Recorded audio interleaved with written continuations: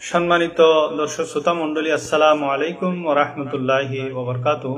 আজ আমি ইস্তেগফারের ফজিলত, আমল এবং কিভাবে আমল করলে আপনার দুনিয়ার সকল পেরেশানি, সন্তানের অভাব ও পেরেশানি, ব্যবসার সমস্যা, অভাবের পেরেশানি, টাকা পয়সা, চাকরি বাকরি, মানসিক শারীরিক পেরেশানি সহ সকল দুনিয়াবি ও আখিরাতের সমস্যার সমাধানে আল্লাহর গায়েবী সাহায্য নেমে আসবে, সে ব্যাপারে কোরআন এবং হাদিসের আলোকে আলোচনা করব। আশা করি এই ভিডিওটি আপনার জীবনের সমস্ত সমস্যার সমাধানে খুবই উপকারী একটি বিষয় হবে। পবিত্র কোরআনে পাকে ইস্তেগফারের উপকারিতা আল্লাহ তাআলা খুব চমৎকার ভাবে বর্ণনা করে দিয়েছেন। একদিন এক লোক হযরত হাসান বসরি রাহমাতুল্লাহ আলাইহির কাছে এসে আরজ করলো যে, হযরত, আমি বড়ই গুনাহগার, এমন আমল বলে দিন যেন আমার গুনাহসমূহ মাফ হয়ে যায়। তো হাসান বসরি রাহমাতুল্লাহ আলাইহি বললেন, বেশি বেশি ইস্তেগফার করো। এরপর আরেকজন এসে আরজ করলো, অনেক দিন যাবত বৃষ্টি হচ্ছে না, এমন আমল বলে দিন যাতে তা আমরা করলে আল্লাহর রহমতের বৃষ্টি বর্ষণ করবেন। হযরত হাসান বসরি বললেন, বেশি বেশি ইস্তেগফার করো। এরপর আরো একজন লোক আসলো, বলল, হযরত, আমি কর্জের দ্বারা জর্জরিত, অনেক দিন যাবত চেষ্টা করছি কর্জ পরিশোধ করতে, কিন্তু পারছি না। আপনি আমাকে এমন আমলের কথা শিখান যাতে আমি কর্জ থেকে মুক্ত হতে পারি। তো হযরত হাসান বসরি বললেন, ইস্তেগফার করো। আরেক বান্দা আসলো, বলল, হুজুর, আমার জন্য দোয়া করুন যেন আল্লাহ তাআলা আমাকে ছেলে সন্তান দান করেন। তো হযরত তাকে শিখিয়ে দিলেন, বেশি বেশি ইস্তেগফার করো। এরপর আরেকজন লোক আসলো, বলল, হুজুর, আমার বাগানে ফল যাতে বেশি হয় সেই জন্য দোয়া করুন। তো হযরত হাসান বসরি তাকে বললেন, তুমি বেশি বেশি ইস্তেগফার করো, তাহলে তোমার বাগানে ফল বেশি বেশি হবে। আরেকজন আসলো, হযরত, আমার বাড়িতে যেন পানির যথাযথ ব্যবস্থা হয়, পানির খুবই সমস্যা চলছে, সেজন্য দোয়া করুন। তো হাসান বসরি রহমতুল্লাহ আলাইহি জবাব দিলেন, ইস্তেগফার করো। এখন সে মজলিসে যারা ছিল তারা বড়ই হয়রান যে হযরত হাসান বসরি রহমতুল্লাহ আলাইহি সকল সমস্যার জন্য একটাই মেডিসিন দিচ্ছেন, একটা আমলের কথা বলছেন, ইস্তেগফার ইস্তেগফার। তখন একজন প্রশ্ন করে বসলো যে, হযরত, আপনি সকলকে সব ধরনের সমস্যার জন্য একই আমল বলে দিচ্ছেন, এর কারণ কি? তখন হযরত হাসান বসরি রহমতুল্লাহ আলাইহি পবিত্র কোরআনের সূরা নূহের 10 নম্বর থেকে 12 নম্বর আয়াত তেলাওয়াত করলেন। সেখানেই এই কথাগুলা মূলত উল্লেখ আছে। আল্লাহ তাআলা বলেন, আউযু বিল্লাহি মিনাশ শাইতানির রাজীম, বিসমিল্লাহির রহমানির রহিম, ফাকুল তুস্তাগফিরু রাব্বাকুম ইন্নাহু কানা গাফফারা। অতঃপর বলেছি, তোমরা তোমাদের পালনকর্তার ক্ষমা প্রার্থনা করো, তিনি অত্যন্ত ক্ষমাশীল। ইউরসিলিস সামাআ আলাইকুম মিদরারা, তিনি তোমাদের উপর অজস্র রহমতের বৃষ্টি ছেড়ে দিবেন। ওয়ায়ুমদিদুকুম বিআমওয়ালিন, তোমাদেরকে ধন সম্পদ দিয়ে সাহায্য করবেন। ওয়াবানিন, সন্তান সন্ততি বাড়িয়ে দিবেন। ওয়ায়াজআল লাকুম জান্নাতিন, তোমাদের জন্য উদ্যান স্থাপন করবেন। ওয়ায়াজআল লাকুম আনহারা, তোমাদের জন্য নদী নালা প্রবাহিত করে দিবেন। তো সূরা নূহের এই 3টি আয়াতের দ্বারা ইস্তেগফারের 6টি উপকারিতা আল্লাহ তাআলা বয়ান করে দিয়েছেন। এই ইস্তেগফারের একটি আমলও যদি আমরা ধারাবাহিকভাবে করতে পারি তাহলে আমাদের সকল সমস্যা এর দ্বারাই সমাধান হয়ে যাবে। কেহ বলে ব্যবসায় লোকসান, এটা বাগানের মতো, সুতরাং ইস্তেগফার দ্বারা যেমন বাগানে ফসল বেশি হয়, তেমনি ব্যবসায়ীরা ইস্তেগফার দ্বারা তাদের ব্যবসায় বরকত আনতে পারবেন। অনেকে বলেন সন্তান হয় না, তারাও ইস্তেগফারের আমল করতে পারেন। অনেকে বলেন খরা বৃষ্টি হয়েছে, তারাও ইস্তেগফার করতে পারেন। কেহ বলে কর্জ শেষ হয় না, তারাও এই মহান আমলটি করতে পারেন। ইনশাআল্লাহ আল্লাহ তাআলা সমাধান করে দিবেন। এটা আল্লাহর কালাম, এতে কোনো ধরনের সন্দেহ নাই।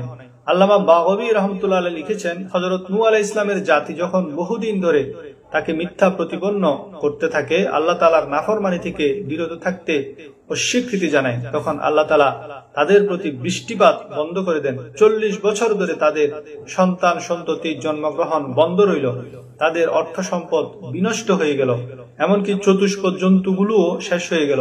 তখন তাদেরকে হযরত নূহ আলাইহিস সালাম উপদেশ দিয়েছিলেন, তোমরা তোমাদের প্রতিপালকের কাছে ক্ষমা প্রার্থনা করো। তো একবার হযরত ওমর রাদিয়াল্লাহু তাআলা আনহু বৃষ্টিপাতের জন্য ইস্তেশকার নামাজের উদ্দেশ্যে বের হলেন। ময়দানে এসে তিনি শুধু তওবা ইস্তেগফার করলেন, ইস্তেশকার নামাজ আদায় করলেন না। লোকেরা প্রশ্ন করলো, আপনি ইস্তেশকার নামাজ আদায় করলেন না, শুধু ইস্তেগফার করলেন কেন? তিনি বললেন, আল্লাহ তাআলা ইস্তেগফার করার আদেশ দিয়েছেন এবং এর বরকতে বৃষ্টি বর্ষণের প্রতিশ্রুতি দিয়েছেন, আমি তাই করেছি যা আল্লাহ তাআলা নির্দেশ দিয়েছেন। সুতরাং কোরআন ও হাদিস থেকে আমরা ইস্তেগফারের অসংখ্য ফজিলত, উপকারিতা লক্ষ্য করি। তার মধ্যে 25টি গুরুত্বপূর্ণ উপকারিতা হলো, নাম্বার 1, ইস্তেগফার করা নবীদের সুন্নত। নাম্বার 2, ইস্তেগফার আল্লাহর কাছে প্রিয় একটি আমল। নাম্বার 3, ইস্তেগফার দ্বারা আল্লাহর নৈকট্য হাসিল হয়। নাম্বার 4, ইস্তেগফার দ্বারা গুনাহসমূহ মাফ হয়। 5, ইস্তেগফার দ্বারা ব্যবসায় লাভ হয়। 6, ইস্তেগফার দ্বারা মর্যাদা বৃদ্ধি হয়। 7, ইস্তেগফার পাঠ করলে আল্লাহর রহমত নাজিল হয়। সহিহ নিয়তে ইস্তেগফার পাঠ করলে আল্লাহর দয়া ও রহমত নাজিল হয়। দলিল হলো পবিত্র কোরআনের সূরা নিসার 110 নম্বর আয়াত, আউযু বিল্লাহি মিনাশ শাইতানির রাজিম, ওয়া মান ইয়া'মাল সুআন আও ইয়াজলিম নাফসাহু সুম্মা ইস্তাগফিরুল্লাহ ইয়াজিদিল্লাহ গফুরুর রহিমা। অর্থাৎ যে গুনাহ করে কিংবা নিজের অনিষ্ট করে অতঃপর আল্লাহর কাছে ক্ষমা প্রার্থনা করে সে আল্লাহকে ক্ষমাশীল এবং দয়াময় পায়। 8 নম্বর ফজিলত হলো ইস্তেগফার দ্বারা সন্তান সন্ততি যাদের হয় না তাদের সন্তান হয়। 9 নম্বর ফজিলত হলো ইস্তেগফার খরা ও অনাবৃষ্টি থেকে মুক্তি পাওয়া যায়। ইস্তেগফারের দ্বারা বাগানে ফসল লাভ হয়। 11 নম্বর হলো ইস্তেগফার দ্বারা কলবের ময়লা পরিষ্কার হয়। হযরত আবু হুরায়রা রাদিয়াল্লাহু তাআলা আনহু থেকে বর্ণিত, তিনি বলেন, রাসূল সাল্লাল্লাহু আলাইহি ওয়াসাল্লাম ইরশাদ করেছেন, মুমিন ব্যক্তি যখন কোনো গুনাহ করে তখন তার অন্তরে একটি কালো দাগ পড়ে, তারপর সে যদি ফিরে আসে, গুনাহের ইচ্ছাকে মন থেকে বের করে দেয় এবং ইস্তেগফার করে, তাহলে তার অন্তর পরিচ্ছন্ন করে দেয়া হয়। যদি আবার গুনাহ করে তাহলে এটি বাড়তে থাকে। অবশেষে গুনাহগুলোর কারণে তার অন্তর কালিমায় আচ্ছাদিত হয়ে যায়। বস্তুত এটি আলোচনা করে পবিত্র কোরআনে ইরশাদ হয়েছে, কাল্লা বাল রানা আলা কুলুবিহিম মা কানু ইয়াকসিবুন। সূরা মুতাফফিফিন। আল্লাহ তাআলা বলছেন, কখনো না, বরং তারা যা করে তাই তাদের হৃদয় মরিচা ধরিয়ে দিয়েছে। 12 নম্বর ফজিলত হলো ইস্তেগফার দ্বারা সকল সংকীর্ণতা থেকে মুক্তি পাওয়া যায়। 13 নম্বর হলো ইস্তেগফার দ্বারা দুশ্চিন্তা থেকে মুক্তি পাওয়া যায়। 14 নম্বর হলো ইস্তেগফার দ্বারা আল্লাহ তাআলা অকল্পনীয় স্থান থেকে রিজিকের ব্যবস্থা করেন।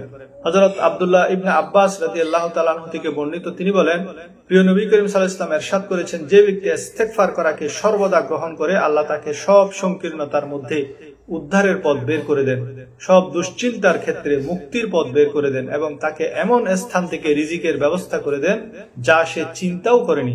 এটি আবু দাউদ এবং মুসনাদ আহমদের হাদিস। 15 নম্বর ফজিলত হলো ইস্তেগফার দ্বারা সকল গুনাহসমূহ মাফ হয়ে যায়। হযরত বেলাল ইবনে ইয়াসার ইবনে যায়েদ রাদিয়াল্লাহু তাআলা আনহু, যিনি ছিলেন প্রিয় নবী করিম সাল্লাল্লাহু আলাইহি ওয়াসাল্লামের আযাদকৃত গোলাম, উনার থেকে বর্ণিত, তিনি তার বাবা ও দাদার সূত্রে বলেন, রাসূল সাল্লাল্লাহু আলাইহি ওয়াসাল্লাম ইরশাদ করেছেন, যে ব্যক্তি পরে আস্তাগফিরুল্লাহাল্লাযী লা ইলাহা ইল্লা হুয়াল হাইয়ুল কাইয়্যুম ওয়া আতুবু ইলাইহি, তার সব গুনাহ ক্ষমা করে দেওয়া হয়, এমনকি ধর্মযুদ্ধ থেকে পলায়নের গুনাহ আল্লাহ তাআলা ক্ষমা করে দেন। এটি তিরমিজি এবং মিশকাত শরীফের মধ্যে রয়েছে। আমি এই ইস্তেগফারের দোয়াগুলো ডেসক্রিপশন বক্সে দিয়ে দিব, সেখান থেকে আপনারা সেটা লিখে নেবেন। 16 নম্বর ফজিলত হলো ইস্তেগফারের দ্বারা আল্লাহর আযাবও আসে না। দলিল হলো সূরা আনফালের 33 নম্বর আয়াত, আউযু বিল্লাহি মিনাশ শাইতানির রাজিম, ওয়া মা কানা আল্লাহু লিইউআযযিবাহুম ওয়া আনতা ফীহিম ইলা আখিরিল আয়াত। অর্থাৎ আল্লাহ কখনই তাদের উপর আযাব নাজিল করবেন না যতক্ষণ আপনি তাদের মাঝে অবস্থান করবেন। তাছাড়া তারা যতক্ষণ ক্ষমা প্রার্থনা করতে থাকবে আল্লাহ কখনো তাদের উপর আযাব দেবেন না। এটি সূরা আনফালের 33 নম্বর আয়াত। তেমনি ভাবে 17 নম্বর হলো গুনাহ নামক মারাত্মক রোগের ঔষধ হলো ইস্তেগফার। হযরত আনাস রাদিয়াল্লাহু তাআলা আনহু থেকে বর্ণিত, প্রিয় নবী করিম সাল্লাল্লাহু আলাইহি ওয়াসাল্লাম ইরশাদ করেছেন, আমি কি তোমাদের জানাবো না তোমাদের রোগ কি এবং তার ঔষধ কি? তোমাদের রোগ হলো গুনাহ আর ঔষধ হলো ইস্তেগফার। এটি বাইহাকি এবং আত-তারগীবের হাদিস। 18 নম্বর ফজিলতটি হলো ইস্তেগফার শয়তানের বিরুদ্ধে আল্লাহর পক্ষে একটি চ্যালেঞ্জ। যেমন হযরত আবু সাঈদ খুদরি রাদিয়াল্লাহু তাআলা আনহু থেকে বর্ণিত, নবী করিম সাল্লাল্লাহু আলাইহি ওয়াসাল্লাম ইরশাদ করেছেন, ইবলিস শয়তান বলেছিল, তোমার প্রতাপের শপথ, তোমার বান্দাদের দেহে যতক্ষণ প্রাণ থাকবে ততক্ষণ আমি তাদের বিপদগামী করতে থাকবো। জবাবে আল্লাহ তাআলা বলেছিলেন, আমার প্রতাপ ও মহিমার শপথ, তারা যতক্ষণ ক্ষমা চাইতে থাকবে আমি তাদের ততক্ষণ ক্ষমা করতে থাকবো। এটি মুসনাদ আহমদের হাদিস। এছাড়াও ইস্তেগফার পাঠের মাধ্যমে আপনার 19 নম্বর ফজিলত হলো হৃদয় মুকুরে আল্লাহর ভয় জাগ্রত হয়। নাম্বার 20, নেক কাজ করতে মন চায়। নাম্বার 21, গুনাহের প্রতি ঘৃণা সৃষ্টি হয়। নাম্বার 22, হৃদয় মন দারুণ প্রফুল্ল থাকে। নাম্বার 23, ইবাদতে একাগ্রতা তৈরি হয়। নাম্বার 24, বিপদ আপদ থেকে আল্লাহ তাআলা হেফাজত করেন। এবং 25 নম্বর ফজিলত হলো ইস্তেগফার করার পর আল্লাহ তাআলা বান্দার দোয়াও কবুল করেন। আস্তাগফিরুল্লাহ প্রতিদিন পাঠ করুন, তবে পড়ার সময় মনে মনে নিজের গুনাহের জন্য লজ্জিত হবেন। এটা না যে এটা যেন না হয় যে জবানে ইস্তেগফার করছেন আর মনে মনে গুনাহের খেয়াল চলছে, সেরকম যেন না হয়। তো কিভাবে পড়বেন? কয়েকভাবে পড়া যায়। হাদিসে বর্ণিত কয়েকটি ইস্তেগফারের দোয়া পাওয়া যায়, যেমন শুধু আস্তাগফিরুল্লাহ পড়া, এটা মুসলিম শরীফের হাদিসে আছে। অথবা 2 নম্বর হলো আস্তাগফিরুল্লাহ আল্লাযী লা ইলাহা ইল্লা হুয়াল হাইয়ুল কাইয়্যুম ওয়া আতুবু ইলাইহি, এটা মিশকাত এবং তিরমিজি শরীফে রয়েছে। 3 নম্বর দোয়াটি হলো সুবহানাল্লাহি ওয়া বিহামদিহি আস্তাগফিরুল্লাহ ওয়া আতুবু ইলাইহি, এটি বুখারী মুসলিমের মধ্যে রয়েছে। এবং 4 নম্বর হলো আস্তাগফিরুল্লাহ ওয়া আতুবু ইলাইহি। এবং 5 নম্বরটি হলো আস্তাগফিরুল্লাহ রাব্বি মিন কুল্লি যামবিন ওয়া আতুবু ইলাইহি লা হাওলা ওয়া লা কুওয়াতা ইল্লা বিল্লাহিল আলিয়্যিল আযীম। আল্লাহ তাআলা আমাদেরকে বেশি বেশি ইস্তেগফারের মাধ্যমে এই 25টি ফজিলত হাসিল করার তৌফিক দান করুন। আমিন।